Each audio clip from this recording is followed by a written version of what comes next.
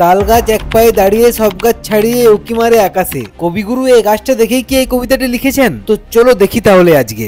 নমস্কার, আমি বাপ্পা, তোমরা দেখছো লেন্স লাইভ। ভোরবেলায় ঘুম থেকে উঠে হোটেল থেকে বেরিয়ে শান্তিনিকেতনের পরিবেশটা উপভোগ করছিলাম, আর তারপর একটা টোটো করে পুরো ক্যাম্পাসটা ঘুরতে বেরিয়েছি। আর এটাই হচ্ছে সেই মাঠ যেখানে 7ই পৌষ মেলা হয়। আর তারপর ঘুরতে ঘুরতে চলে এলাম সেই 3 পাহাড় বট গাছের তলায়, যেখানে কবিগুরু কুমোর পাড়ার গরুর গাড়ি বোঝাই করা কলসিহাড়ি কবিতার কিছুটা অংশ এই গাছের তলা থেকে লিখেছেন, আর কিছুটা লিখেছেন বাংলাদেশ থেকে। ওই যে হাট বসেছে শুক্রবারে বক্সিগঞ্জের পদ্মা পারে, বক্সিগঞ্জটা বাংলাদেশেই অবস্থিত। কবিগুরুর জীবন কাহিনী আমাদেরকে শোনাচ্ছিলেন আমাদের ট্যুর গাইড কাম টোটো কাকা। হ্যাঁ, এটাই সেই তালধ্বজ। এই তাল গাছটি দেখেই কবিগুরু আমাদের ছোটবেলার কবিতা তাল গাছ এক পায়ে দাঁড়িয়ে সব গাছ ছাড়িয়ে উকি মারে আকাশে এই কবিতাটি লিখেছেন। আর তারপর সকাল সকাল কাকার একটু বউনিটা করে দিলাম।